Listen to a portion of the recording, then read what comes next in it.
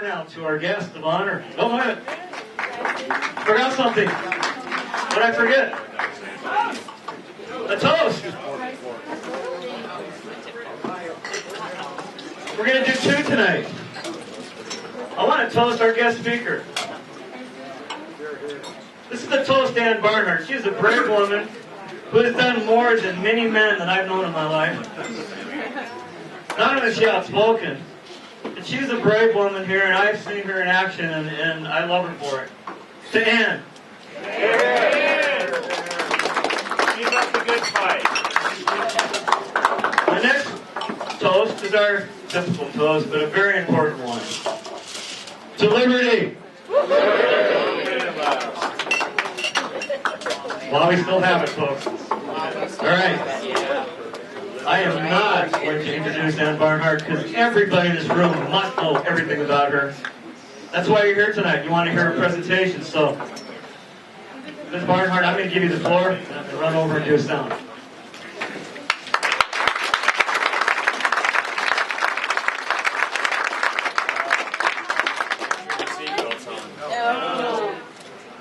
I.R. Is my microphone on? Turn it up, Jane. Check, check, check, check. Is my microphone on? All right. Thank you for having me. Ooh, be back there. Hold on. A little lower. A little I'm lower. working on here. There we go. Who here has seen my 8-part economic presentation on YouTube that's about a month old? Okay, he told me that he figured roughly a third to a half of the people here would probably have watched it. We're not doing that again. I don't want to waste time on that. I don't like giving the same presentation twice, especially if it's being professionally videoed. That's just a waste. So if you go to my website, barnhardt.biz, scroll down to the beginning of November. You can't miss it. 8-part economic presentation, 2.5 hours. And I've gotten quite a bit of good feedback on it. You think, oh my gosh, 2.5 hours on economics. Yeah, it's worth it. It's explaining what has happened. The title of it is The Economy is Going to Explode and You Deserve to Understand Why. I explain the banking system. I explain credit default swaps. I explain repurchase agreements, repos. I explain the debt bubble that we are living in and how it is mathematically impossible at this point to walk it back. It's everything that you all should know, that the oligarchs in Washington, D.C. are counting on the fact that you will never know. That they don't want you to know any of this stuff. They just want you to be dazzled by BS when they go before Congress and testify and start talking about repos and stuff. I explain all of it, and it isn't that hard. So watch that. This presentation is probably going to piss about 2/3 of you off, but that's how I roll, and I wouldn't have it any other way. So the title is Freedom versus Liberty versus License. Okay? You only have one of these left, and we're going to explain why. Ladies and gentlemen, the Republic is dead. It is dead. The United States of America, under the Constitution, no longer exists. For the love of God, if you don't get this through your heads, we're all dead. If you are standing over a dead horse, beating it, thinking that it is somehow going to lead you to salvation, you are dead. And not just you are dead, your children are dead, your grandchildren are dead, your great-grandchildren are dead. God knows. I mean, do you want your great-great-grandchildren, who you will never meet, who you will be long dead before they are even born, do you want your great-great-granddaughters to live under a Marxist Islamist tyranny? Do you want your great-great-granddaughters to have their clitorises cut off at the age of 6 and then be married off to a 65-year-old pedophile? If you don't want that, if you don't want your great-great-grandchildren, who you will never meet, to live under Marxism, then you need to get this through your head right now and stop beating the dead horse of the United States of America. The first iteration is over. It's over. Man up and accept this. If you fail or refuse to acknowledge this objective reality, you are not just part of the problem, you are in cahoots with the enemy. If you're still trying to talk to me about, oh boy, in 2014, we're gonna show them, we gotta get behind the Republicans, and we gotta support our Republican candidates, and boy, we're gonna show them in 2014. Not only at this point do I think you are a clueless jackass, you are now my enemy, because you are playing along with a satanic revolution. You are complicit in it. Don't even talk to me about any of that anymore. Acknowledging the Obama putsch regime, and that's what it is. The Obama regime is a neo-Stalinist putsch that is already accomplished. It is a fait accompli. It's not in progress. It's already done. We're 4 years into it. My God, pull your head out of your ass. What do you need him to do? What do you need him to do? We have been overthrown by a neo-Stalinist putsch regime, and that is what all of us are now living under.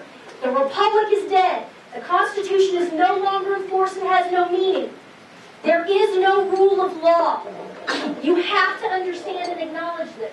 Acknowledging the Obama putsch regime as the legitimate government is an act of explicit consent. If you acknowledge Barack Obama and the government in Washington, D.C. as legitimate at this point, you are consenting to the putsch regime. And therefore, you are the enemy of me, and you are the enemy of Christ. Because that regime is an antichrist. It is a collective antichrist. Barack Obama is not the antichrist, capital T, capital A. The antichrist will be, intelligent. He's merely a puppet, okay? But the regime itself, as a collective, is an antichrist. They are at war against God. They are at war against Jesus Christ. All governments derive their power from the consent of the governed. Every single government that has ever existed or ever will exist on this planet derives 100% of its power from the consent of the governed. This is why this is the ratification of just war theory. The people of North Korea, those poor starving bastards, they consent to that. They let it happen. They don't rise up. There's millions, there's tens of millions of them. And even starving to death as they are, those people could rise up and they could overthrow that government. A lot of them would be killed, but they could do it. The people under Saddam Hussein, they consented to that. They said, well, no, he was a brutal tyrant, but they allowed it to go on. The people of Nazi Germany, the same thing. The people of Bushido Japan, the same thing. Why was it morally licit and just to firebomb Dresden, Germany, and kill civilians? Because civilians are responsible for their government. If you sit on your ass and don't do anything about this, you are bringing hell and judgment down upon yourself, and we will all deserve it. Every single one of us will deserve it. Is that consent acquired honestly, or is it acquired via coercion? Well, does it really matter? If it's acquired via coercion, it is the fault of the people for allowing themselves to be coerced. You cannot be coerced. There is technically no such thing as coercion. Nobody can make you do anything. What is the worst thing that they can do to you? Kill you. No, they can kill you. They can put a bullet in your head, right? That is the worst thing that they can do to you. Why don't you just say, okay, you're going to have to kill me? Why don't you call them out? Where's the point where you stand and you say this far and no farther? We passed that years ago. In fact, we should have passed that almost 40 years ago. Roe versus Wade. Really? You're going to tell me that I'm going to live in a nation under a government that legalizes the slaughter of children? Really? I don't think so. There should have been a revolt right then. We have brought this upon ourselves. core of just war theory, as we've already talked about. You can't be coerced. Don't tell me about, well, the I.R.S. is going to take all my stuff, and they're going to put me in prison. I am fully prepared, as I stand here before you tonight, to spend the rest of my natural life in prison, which could be upwards of 60 years. I would rather rot in prison than bend my knee to a satanic Stalinist push. And you know what? The sad thing is I'm probably alone in that. I'm probably alone in that. How many of you are willing to spend the rest of your life in prison? How many of you are willing to be executed right now? Right now. Where's the gun? Stand up! All right, and act like it. Stand up! Stand up! You have to pay taxes, and you have to pay for abortion, and you have to pay for contraception. And you don't understand, Ann, if I don't let these sodomites come and have their wedding reception in my bed and breakfast, the government's going to shut me down. I don't have any choice. Bullshit. Bullshit. Yes, you have a choice. You stand and you fight this far and no farther. If you want to send in the National Guard and haul me off because I won't pay for your freaking abortions, bring it. You want to bring in the National Guard, arrest me, and haul me out in chains because I won't rent a room in my bed and breakfast to a couple of sodomites? Bring it. Bring it. I will go to prison for the rest of my life, and I will die in friendship with Christ, but you're not taking Christ away from me. And that is what they are trying to do. You let them do it, you are consigning not just yourself, but your progeny for generations and generations. It will take centuries to undo this if we let it fall right now. Allowing oneself to be coerced is a sin against charity. Why? Because it's cowardice. It's putting yourself first. It's not putting God first. It's not putting your neighbor first. It's not putting your children and grandchildren and great-grandchildren first. It's putting me first. And I got to protect myself. I can't let the state take my stuff. I can't let the state take my house or my business. You don't understand. I got to provide for myself. Bullshit. You need to read the Roman martyrology is what you need to do. You need to understand that this is a war and that it will be fought with the blood of the martyrs. Just like this country was founded with the blood of the patriots, this second go-around, it will be fought and it will be won with the blood of the martyrs. The problem is nobody's willing to spill any blood. Nobody's willing to lose any personal property. Nobody's even willing to cancel their cable feed. And you think we're going to win this? Really? Well, you need to man the hell up first. License. What is license? License is when a government permits something. The Nazis had full license to murder Jews and other undesirables and enemies of the Third Reich. Was that license licit according to the natural law? It was 100%. They had 100% legal license to do it. Does that mean it's in accordance with the natural law? Americans have full license from their government to kill preborn children, but do not have license any longer to practice Catholicism. Is that licit under the natural law? You want to own a business and be a Catholic? Well, you're going to have to commit mortal sin. You are going to have to pay for people to kill their children. You are going to have to pay for people to use contraceptives. That is a mortal sin. Do you understand where we are with this state? This state is an antichrist. It's not enough. They don't want your money anymore. They've got that. They don't even want your life anymore. They know they've already got that. You know what the stakes are now? It's your soul. It is your soul. You will betray Jesus Christ. You will commit mortal sin. You will die and you will go to hell because by God we say so. That is what your government is. That's what you're putting up with. That's what you're tolerating. That's what you're rolling over like a bunch of sniveling little girls for. And you will answer for it. Because you don't have to do this. You can stand in opposition to this and fight it, you can bring it down. You can bring it down.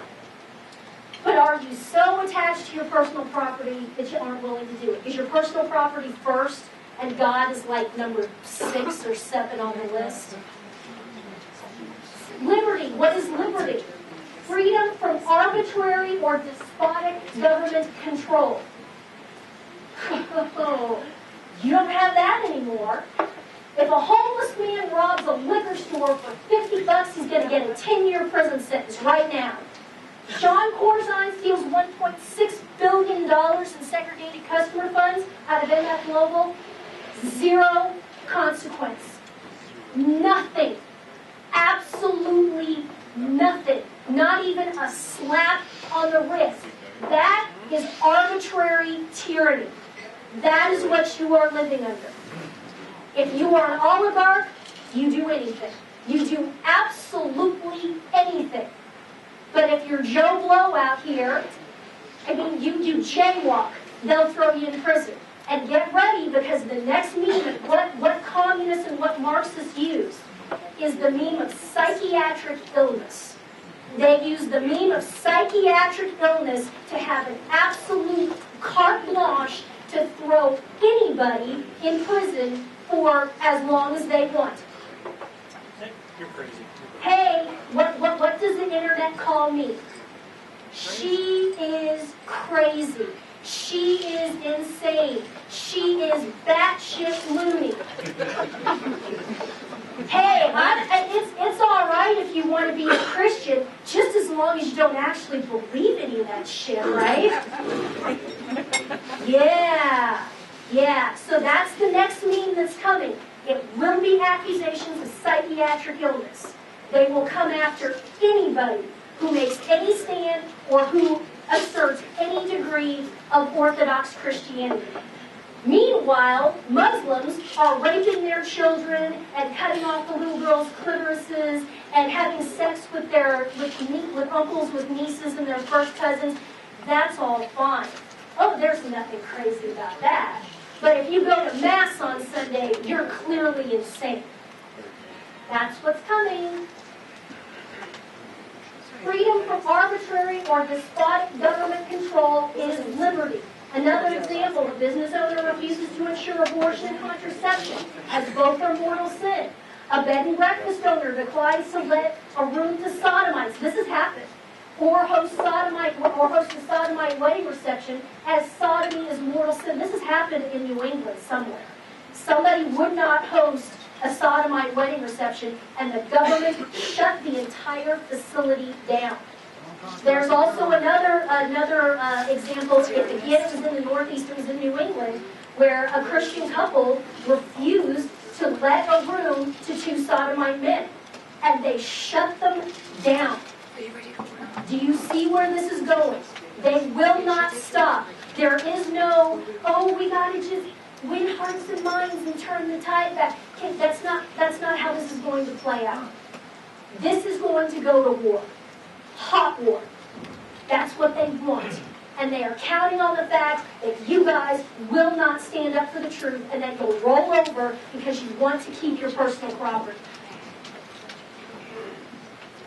Elections. For the love of God, you don't hear anything else I say for the rest of the evening. Listen to this. Elections are no longer free.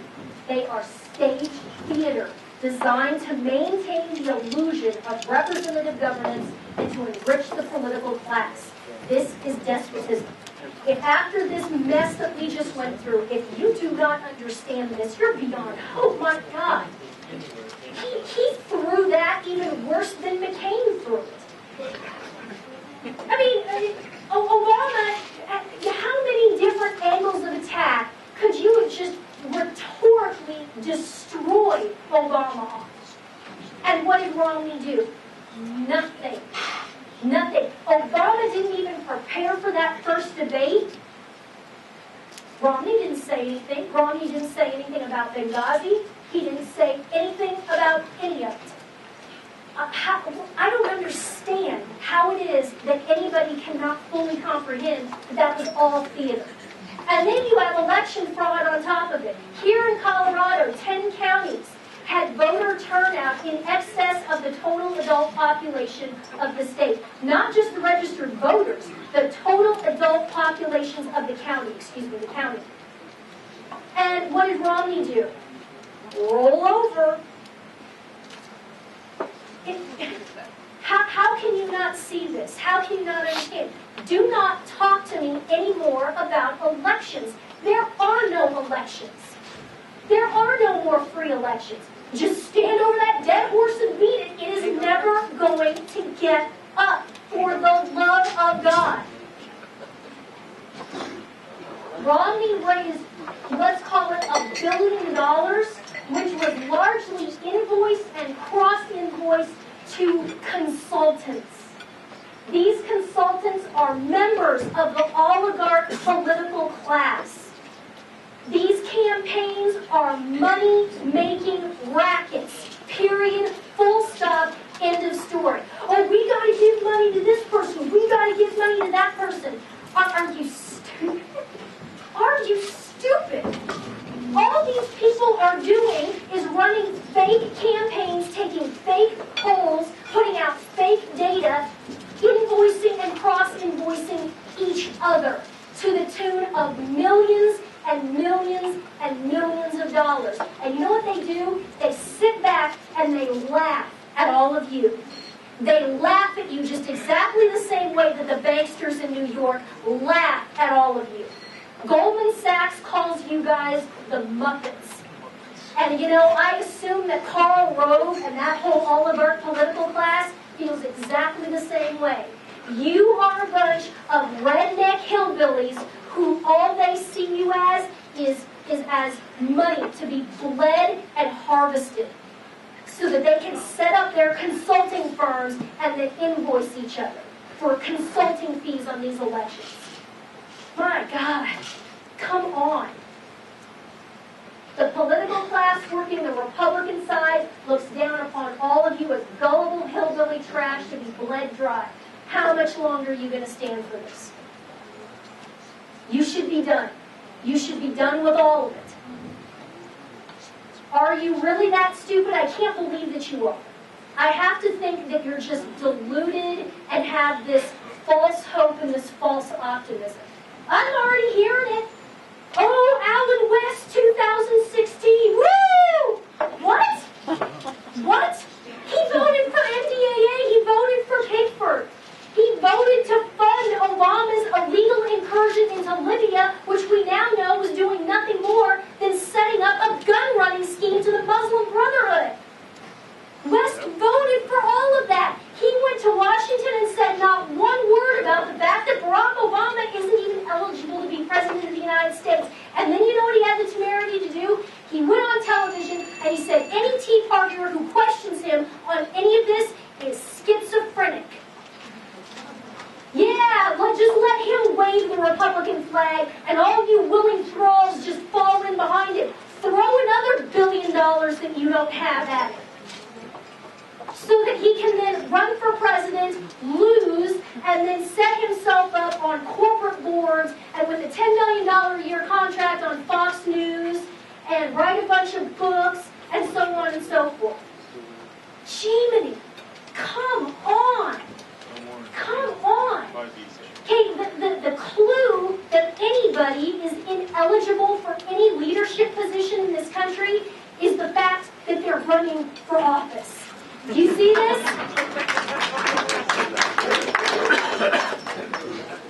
If you do choose to fall for the bread and circuses again, and that's what the election cycle is, it's all bread and circuses. I've said this before. This election stuff in politics is bread and circuses entertainment for people whose IQs are on average about 20 points higher than the people who are watching Ballroom Dancing with the Stars. That's a fact. I'm dead serious. If you do choose to fall for the bread and circuses again, you will be morally responsible for enabling the satanic revolution and will deserve every bit of the hell that rains down on you. I'm sorry, but there comes a certain point where you have got to pull your head out of your ass and deal with reality. You cannot just keep going on with this over and over and over again, saying, well, if I just give somebody some money and I put some signs in my yard, I'm doing enough. No, you're not doing doing enough at all, not even close. In fact, if you're participating in this, you're part of the problem. There is no more liberty. Either you cooperate with the tyrannical, despotic oligarchy, or you will lose all of your property and eventually be in prison. That right there tells you there is no more liberty. Either you go along with the satanic state or you lose everything. What liberty? What liberty do you have? The land of the free and the home of the brave? Give me a break. You have no liberty. And where are all the brave people? I don't know. Here's what freedom is. This is the definition of freedom. And this is all you have left, whether you acknowledge it or not. Freedom is the inability to be coerced into turning your back on God. That is freedom. Freedom is not being able to go wherever you want, whenever you want. Freedom isn't any of those things. Freedom is when you cannot be coerced. Given that, to my knowledge, I am probably the only truly free person in this room right now. I cannot be coerced. Have you declared a tax strike? Yeah, I haven't filed since 07. I got a private ID. I have canceled my contract, flipped my birth certificate, and have an affidavit on file with the county clerk and recorder. Great. I've declared a federal tax strike publicly, and I'm still generating income. I am not doing what he's doing. I am not engaging in any legalistic evasion. I'm standing right here for all of them to see, and I'm saying I'm done paying taxes. The state is no longer listed. The Republic of the United States of America no longer exists. It has been overthrown by a satanic neo-Stalinist push.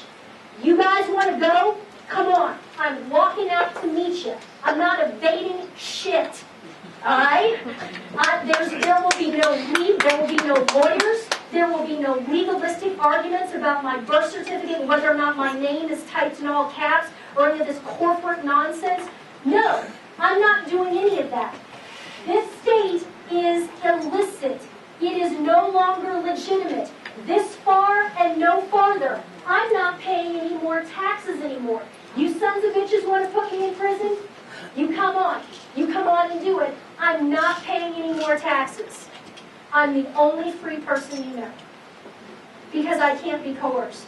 They can take everything. They can put me in prison for the rest of my natural life. They can execute me.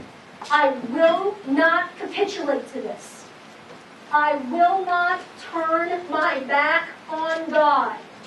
I will not be forced by a state into committing mortal sin. 60 years from now, when I die, I will, God willing, die, confess in friendship with Christ, and I will at some point attain the beatific vision. You're not taking that from me. You're not taking heaven away from me. You're not taking Christ away from me. Do the rest of you have the balls to do the same? Is the first commandment to you, or is the first commandment not even on your radar? Is God first, or is God number 6 behind Obama and the I.R.S., who's number 1 and number 2? That's the question you have to be asking yourself right now. Every person who pays taxes into this regime, knowing that it is an antichrist, knowing that it is an explicit cult of child sacrifice, has entered into mortal sin. You know it. You know what it is. They're not even being coy about it anymore. You are going to start having on your health insurance policy, which they say that you have to have. Really? You have to buy a service commodity? Really? What state has the authorization to say that I have to buy a service commodity? I don't think so. As a condition of my existence. On your health insurance bill, you are going to start seeing a $1 a month abortion surcharge. Every man, woman, and child. It doesn't matter if you're an 85-year-old single man. You are going to have a $1 a month abortion surcharge. They are getting in your face. You will pay for abortion. You will put Christ on the cross, and you will nail him to it. Are you going to capitulate? Who do you love? Do you love Christ, or do you love the I.R.S.? Do you love Christ, or do you love your precious, precious shit? because that's what it comes down to. Sadly, almost all of you are too cowardly, shallow, and materialistic to ever be free. Can you tell I'm not running for office? Can you tell? Can you tell that I really don't care what you think of me? All my only job is to witness to the truth, and that most of you are probably going to walk out of here just hating my guts. Yeah, but you know what? This is the truth. Too cowardly, too shallow, too materialistic to ever be free. You are already slaves because you demand to be slaves. I will take the tyrannical government in exchange for my ability to keep my precious, precious shit. That's you. It's all right. I can pay for abortion and contraception just as long as I don't like it. Yet that's what's going to start coming from the Catholic bishops. Well, we have to follow the law, but I guess just as long as you don't like it, it's okay. Bullshit. That is a lie. That is a lie. That is pissing all over the entire Roman martyrology. Do you understand that for the first 4 centuries, if you were a Christian, it was a death sentence. It was basically a de facto death sentence. Some of them were executed and some of them were not. And it's the same thing with the founders.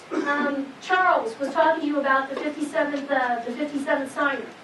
Do you understand that the men who signed the Declaration, it was a death sentence because that was sedition against the crown. It was sedition against George III. If any of them had been caught, summary execution, they would have been hung right now. And yet they signed it. Jefferson was 33 years old, had a toddler baby, and he and his wife kept having children while the Revolutionary War is going on. While the war is going on. You don't understand, Ann. I can't lose all my stuff. Jefferson not only had a wife and young children, he had Monticello. He had an extremely successful and lucrative agricultural operation going. Not only did he sign the Declaration, he wrote it. There was no greater trophy, probably, for the British than Jefferson. A 33-year-old man with small children in an extremely lucrative business and large estate. Don't tell me. You don't understand, Ann. I can't do that. Oh, you better do that. Not fighting this Butch regime is choosing the state over God. To cooperate is to crucify Christ. To cooperate is to take up the banner of the satanic revolution. To cooperate is to render your soul to Caesar. If I have one more person email me and say, "You're so stupid, you haven't even read the Bible. Jesus said, render unto Caesar that which is Caesar's." What's the rest of the verse, cha-cha? Render unto God that which is God's. Do you understand when he said, render unto Caesar that which is Caesar's? He was saying it in an almost snarky sense. Yeah, render unto Caesar that which is Caesar's. What is Caesar owed? Is Caesar owed the blood of our unborn children? That's what Caesar demands. Do you understand that Obamacare will directly fund over 2 million abortions per year? Is Caesar owed the blood of our children? Do you understand that Obamacare insists that if an 18-year-old girl who is a freshman in college walks into her college's health center and demands to be permanently surgically sterilized, that has to be done, and it has to be done at no cost to her. 0 copay, permanent sterilization. Is Caesar owed the fertility of your children and your grandchildren? And that's sterilization. What about contraception? It's exactly the same thing. If a girl wants the pill or anything else, she has to be given it with 0 copay at your expense, which is a mortal sin. Is he owed our fertility? Is he owed the lives of our children? Is Caesar owed our souls? That's what the stakes are right now, and nothing less. That right there. What is this image? Do you recognize this? Tiananmen Square. This guy is known now forever as Tank Man. In this moment, this dangerous man in all of China. And I promise you, he was dead within hours of this. He was executed within hours. But he's a free radical. Right. Why is he the most dangerous man in China? Because this man, even though he probably wasn't a Christian, he was probably a pagan of some sort, but this man had broken through, and he got to the point where he could not be coerced. That's what you're looking at. You are looking at a man who is saying, I cannot be coerced. The bravest, most powerful man in China at that moment was that man. That's what every single one of us is going to have to do. Whether it's tanks, whether it's National Guard tanks or Humvees, or whether it's just the Internal Revenue Service. But you have to be free because that's the only thing you have left.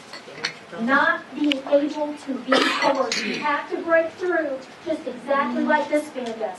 And assuming that this man was probably a pagan Buddhist of some sort, if a pagan Buddhist can break through and come to this conceptual understanding of this, what possible excuse does a Christian have? None. None. What is revolution? Revolution is any movement that turns away from God. Be very careful about your verbiage. We have to be careful with this, about the American Revolution. Ooh, that's a little bit iffy there. A revolution is anything that turns away from God. A counter-revolution is any movement that seeks to return to God. Therefore, what are we? Are we revolutionaries? What are we? We are counter-revolutionaries. And the enemy, the Obama Putsch regime, they understand this. Saul Alinsky, his book, Rules for Radicals. Do you know who the dedication is to in Saul Alinsky's book, Rules for Radicals? Lucifer! The first revolutionary who is? Lucifer. Has anybody seen the Larry Grathwohl interview? Do you know who Larry Grathwohl is? All right. I've had it on my website like 6 times.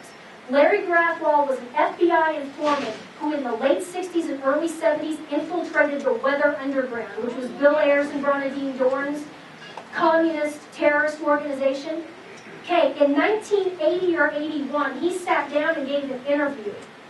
And he was describing a meeting that he was sitting in with Ayers, Dohrn, and about 24 of the Weather Underground leadership. All these people are postgraduate type people from Columbia and other Ivy League universities. Okay, so understand the type of people that we're talking about here.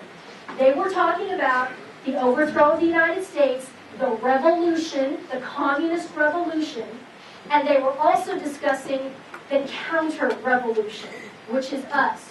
What are we going to do with these die-hard, unreformable capitalists that we will not be able to re-educate into the new system?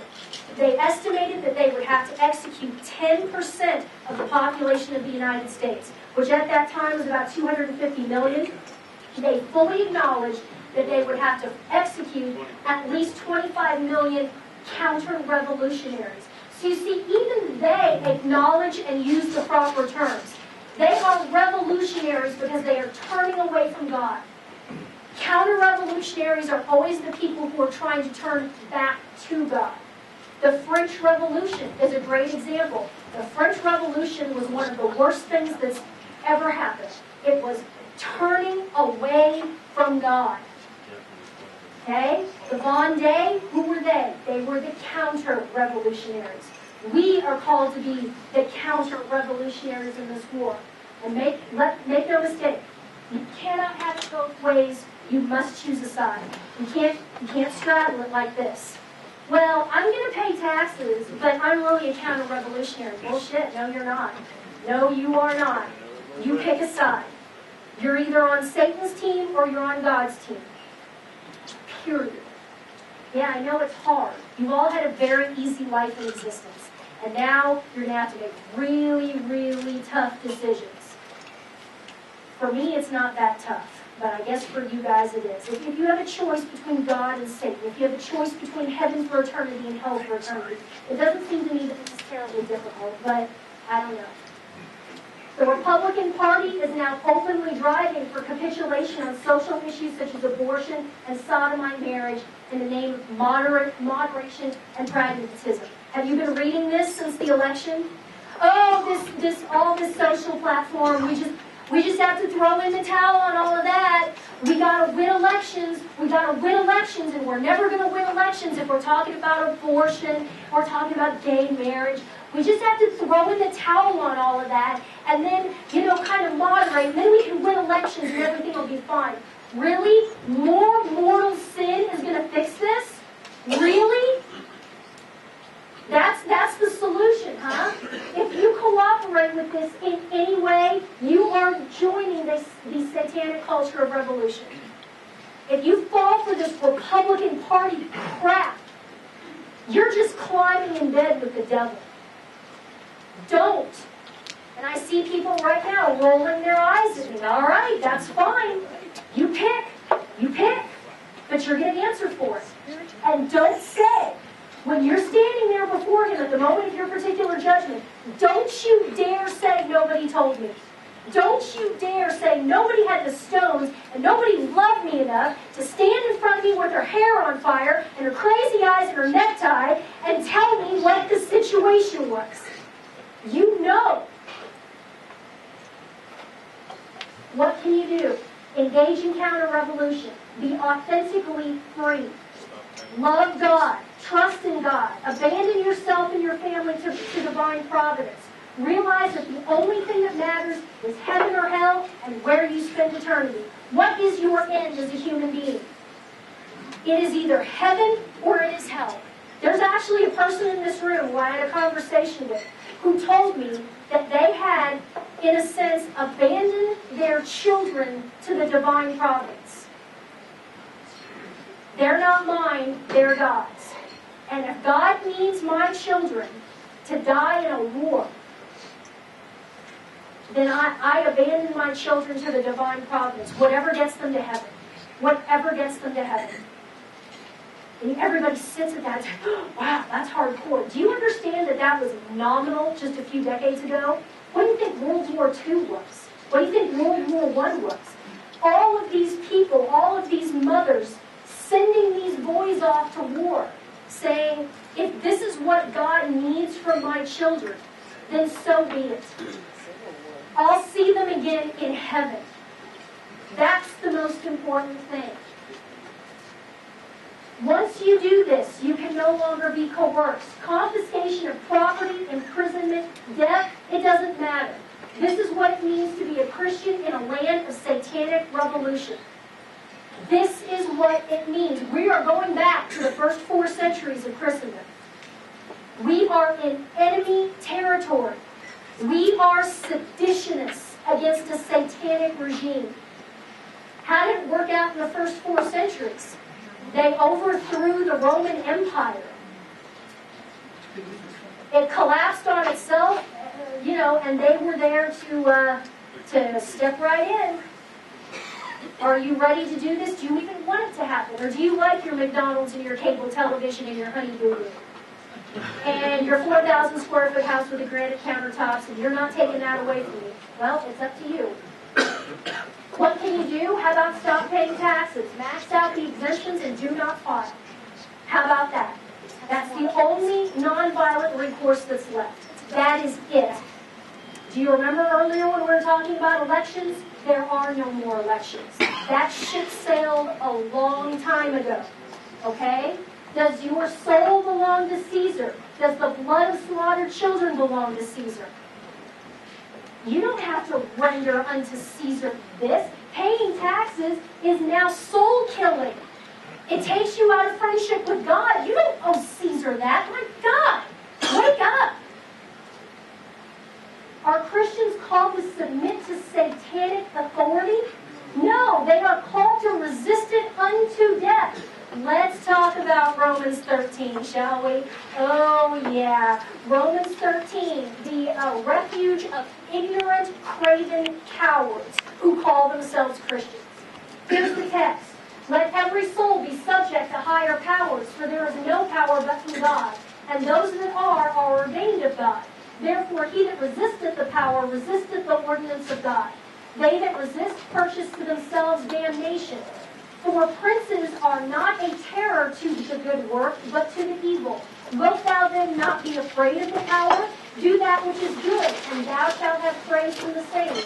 For he is God's minister to thee for good. But if thou do that which is evil, fear, for he beareth not the sword in vain. For he is God's minister, an avenger to execute wrath upon him that doeth evil. Wherefore be subject of necessity, not only for wrath, but also for conscience sake. There are 3 verses in that specifically give us criterion for determining what government is licit and what government is not. This is not a blanket statement saying that you submit to absolutely any state, no matter how bad it is. I had a person who goes to a Superfund rock band church tell me that he confronted and asked his pastor, his rock and roll jeans-wearing pastor, neo-pagan jerk, he cornered him and he asked him, what is the line in the sand? What can the state do that we can fight back against? Superfund rock band pastor Jeremy, who covets his 6-figure salary and his $800,000 house, told the man that if the government broke into his house and started raping his wife, Romans 13 tells him to submit to that. There is a special place in hell for that son of a bitch. I'm talking about the pastor. Let's look at this, because you have to be able to rebut this, because this Romans 13, remember, who knows the scriptures more than any human being on earth? Satan. So you have to know this and be able to rebut this. And by the way, this is the teaching of the church, not Superfund rock band church, the Church of Rome. If you'll just bother to read what the church teaches, this is how this scripture is interpreted. Number 1, the Obama-Putsch regime is a terror to men who do good works. Is that not a true statement? If you do good works, they are a terror unto you. Have you seen in New York City, Michael Bloomberg is now going after people in New York City who try to provide food for the homeless. You have to go through the city government to provide any food for the homeless, and if you do, they'll come and they'll shut you down.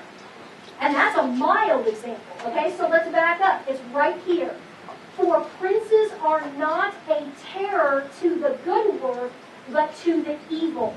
So therefore, if a prince is a terror to people who are doing good work, he's not licit. It's not a licit government. Do you see that? Okay, next one. The Obama-Putsch regime is a minister to Satan for evil. Establishing a cult of child sacrifice, forcing people to accept the fake sodomite marriage paradigm, and on, not to mention all the economic lies, on and on and on. Okay, that one is right here. For he is God's minister to thee for good. If the prince is a minister for evil, he's not licit. You do not owe him your subjugation. Finally, number 3, the Obama-Putsch regime violates reason and the well-formed conscience. Wherefore be subject of the necessity, not only for wrath, not only because you fear the state, but also for conscience sake. Be subject to the state, not just because you fear it, because it's also a force for good. Is this state a force for good? Is it in alignment with a well-formed conscience? No, it is completely opposite to a well-formed conscience. It is opposite to reason.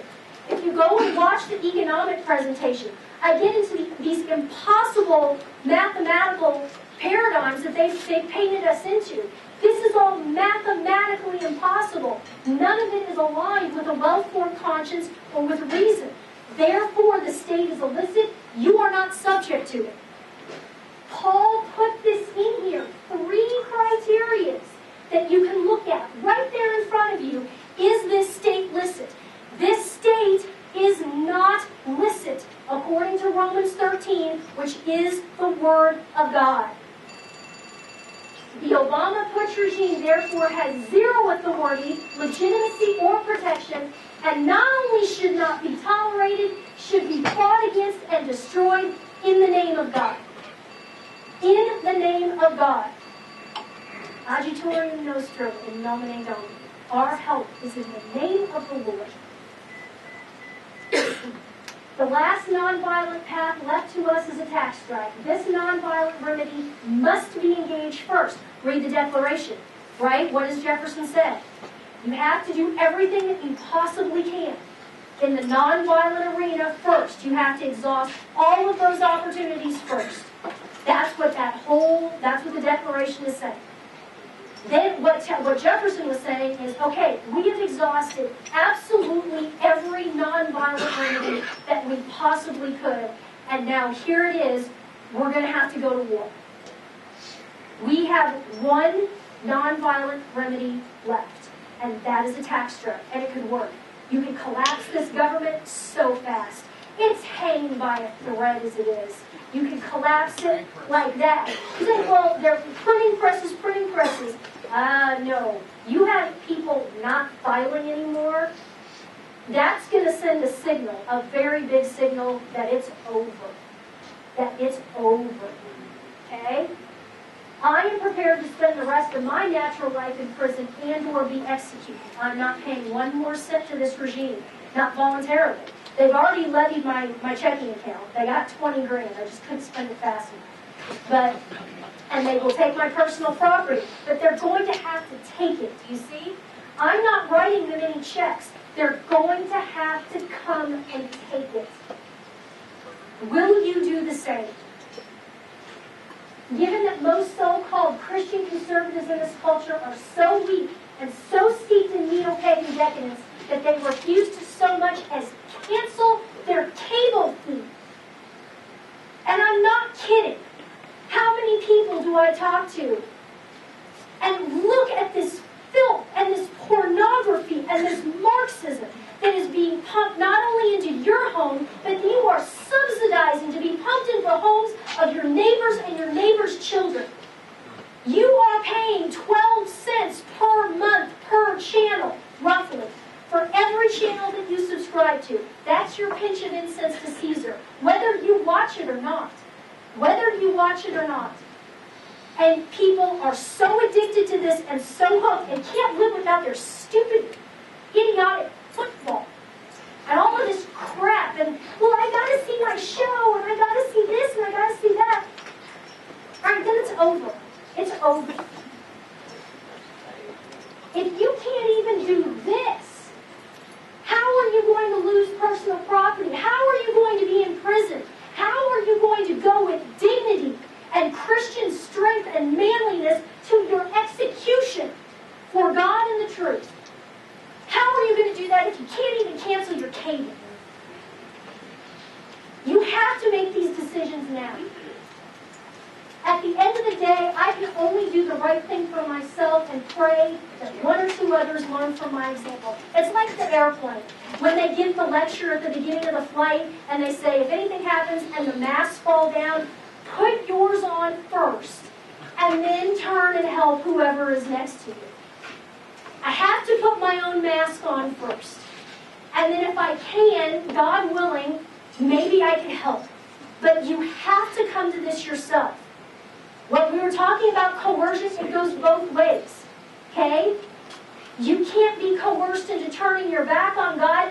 Neither is God or me or anyone else ever going to coerce you into loving God. If there is coercion, there is no love. There are no shotgun weddings with God. You have to choose to love Him completely on your own. You will stand before Him naked and be judged alone. It's you and Him. Okay? We are all three sovereigns. You have to choose to love God over your precious shit for yourself. Ponder the first 10 seconds in hell and then choose wisely. Ponder that awakening of consciousness, intense pain and suffering, and then coming to the realization that you are in hell, you will never see God, and it is never, ever, ever going to end. That is the choice that is in front of you. And the only thing I can say about this is, you know, if that's what it takes to get people to wake up to the realities of what their ends are, if this is what it takes to get people to heaven, then thank God all of this is happening. If people are going to be made saints, that is, people are going to attain the beatific vision in heaven purely because of all of this, then thanks be to God. Thanks be to God that I'm in this position. Thanks be to God that the I.R.S. has seized my bank accounts. Thanks be to God that I've lost my business. Thanks be to God that I'm probably going to end up living in my vehicle. Thanks be to God. If that's what He has to do to get me to heaven, thanks be to God. And if that's what He has to do to get you to heaven and to get this culture back on the right track somehow so that your great-great-grandchildren aren't living under Marxist Islamic despotism, then thanks be to God. Thank you very much.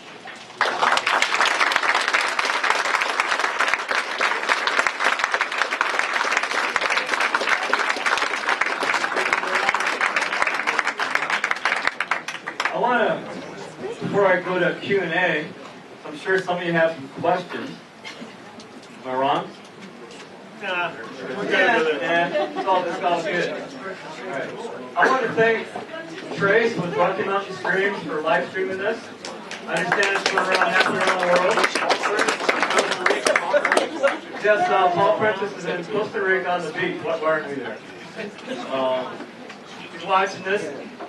Also, helping out Trace is Chris and Eric.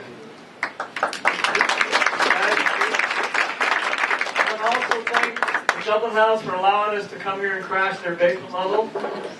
We also have Emily and Jen who's helped us out tonight.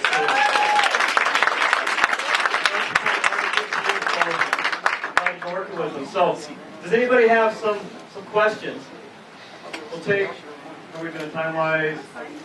Well, we'll take them for a while before we get stone cold dead with all this. So, anybody, raise a hand. First one I saw here, the lady here in green. I haven't met you. Hi, I'm Deborah. Deborah. It's a good name. That's my wife's name. There's my wife. There's Deborah. Stand up, Debbie. Stand up. No. Can't no collusion.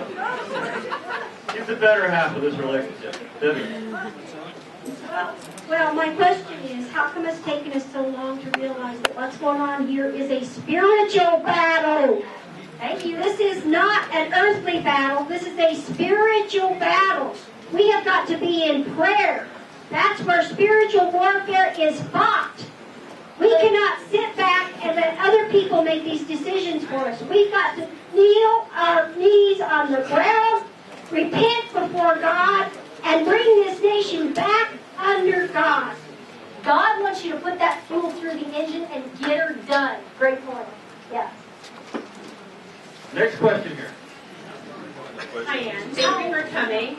My name is Kanda Caleb, and I am very interested in your take on something because I do agree with you that federal level of elections is broken. Right. Completely.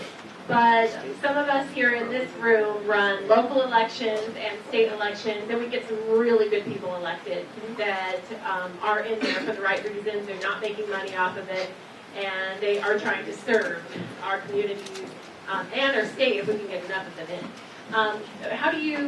What is your take on it? Well, clearly, I mean, there has to be representative governance on the local level. My concern, as you alluded to, is when local and state governance turns into a farm team for the big show. And that's what I see a lot of. But obviously, I mean, there has to be local governance. In fact, local governance should be in every way superior to the state, and the state should be superior to the federal government. The problem is that notion of subsidiarity, and that's what it's called. When power erodes, the higher and more overarching it gets. That's the biblical model of subsidiarity. That's what the church has always taught. But we're completely upside down in that now. There's this massive tyrannical power concentrated at the top, and even if you get good local people in, I mean, they're just pissing into the wind because they'll just be destroyed and steamrolled by the tanks, right? So that's the problem. And again, I'm afraid that we're going to have to fight some sort of a war in order to reassert, and I'll nip this question in the bud, in terms of secession. Sadly, I think that the nation is going to inevitably balkanize, and I think that's awful. I think it's tactically terrible. And when it does balkanize, what people are going to need to do is they're going to need to start rebuilding the Union, and the last bits that are going to be recaptured, and again, we'll probably have to fight a war over, will be the coast where all these communists are. I mean, do you think the people in California are going to write their own ship? Of course not. Do you think the people in New England are going to write their own ship? No. What we're going to, I'm sorry, what? Someone's yelling something. Keep the coast? No, no, no, no, no. Because if we don't have control of the ports, we're letting the Chinese army in through the ports on the Pacific, and we're letting the Russians and the UN and the Muslims in on the East Coast. You have to have the ports. That's what's so terrible. Yes, it's going to balkanize, and unfortunately, if we're smart, we'll fight a war to have to recapture the coast. And your presentation dealt with a lot of a religious angle tonight. That's all that's left. That's all that's left. Versus the economics presentation I saw a month ago. And I see that as your last bastion of defense because of the First Amendment. Is that, do you see that? I mean, for me personally, I think the Second Amendment is a God-given right.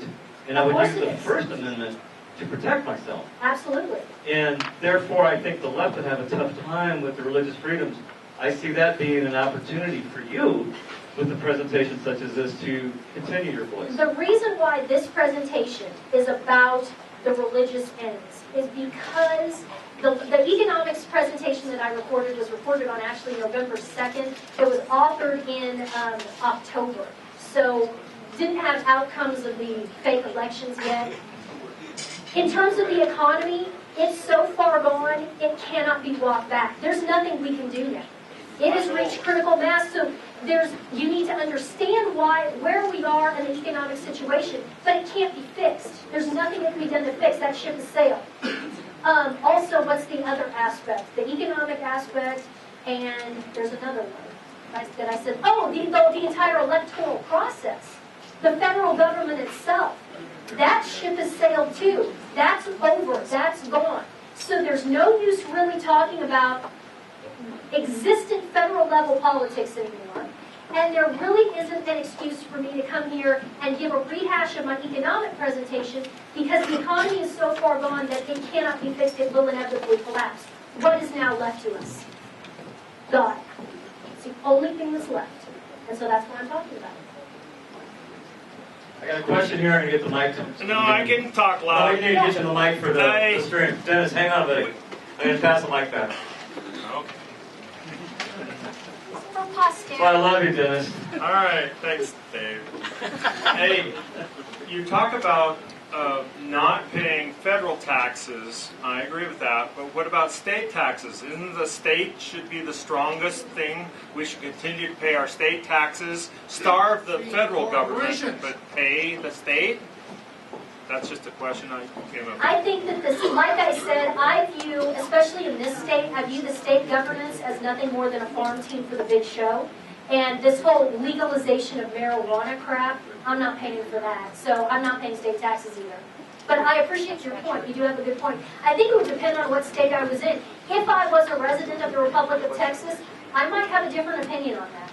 But because I'm here, and because I see the state government as it is, and the laws that are being passed here as they are, I'm not paying it. I've got two coming up. Right. Chris, let me get to this. Gentleman here.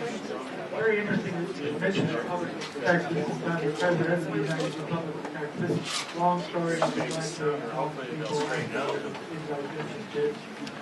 And the anyway, I was wondering, I don't remember what the question was now. Oh, yeah, the thing I think would really help is called panarchy. It's not anarchy, it's panarchy with a P, and that is like in ancient Iceland, they had 4 counties, each county had 3 or 4 tribes. If you see largely or passing too much, you could switch tribes, you didn't even have to move. that brought free market competition to local governments, so they had to be nice. If we can have something like that, and that's what we're working on, and everybody really could choose their local government. Let the Democrats have Obama for that president. Let the Republicans have Romney and everything. Let each person choose their own government, and there are ways to make this work. Exactly how much evil are you content to see run unfettered across the land? How many souls are you content to see lost to hell? I'm not content to see any. So I'm not going to say, well, Obama's okay if he'll just leave me alone. Again, that's a failure in charity. Evil must be exterminated. I agree. Okay. Chris? Thank you very much. And I know you say elections are now a sham, Yes. but if we rebuild our union and we have a new country, will it have a 19th Amendment? 19th is women's suffrage? Yes. Absolutely not. No. That was one of the linchpins of the beginning of the end. Because women's suffrage, what it did is that it took the vote away from the family unit, with the man as the head of the family unit, voting on behalf of his entire family, and it pitted women against men. It was the first wedge into marriage, and it was the first wedge between women and their children. The 19th Amendment was awful, and no, if somebody set up a new republic or a new system or anything, and they said, look guys, this is how it's going to be. Men are going to vote, and their vote is going to represent their family. I'm there. I am there. The 19th Amendment is a disgrace on civilization. Wow. Send the girl at the top. That's the girl at the top. Yes. All right. I don't disagree with that comment. One iota. I know my wife does. That's what I was discussing. All right. I'd like to call this an evening so you guys can mingle. If you have more questions for Ann, you can stick I'll be around. around for a while. Yeah. All right. Again, Rocky Mountain Streams at Dublin House. All the Pike Peak Economic Club members that came here tonight, all the way up here to Liberty First to do this dual meeting. That's great. Thank you so much. Again, I've got the fundraising jar back there. I have the wine. I've got the little credit card sort of thing for swipe. So awesome. And I want to thank everybody for taking the time coming down here. And again, thank you, Anna, so much for coming out tonight. Yay.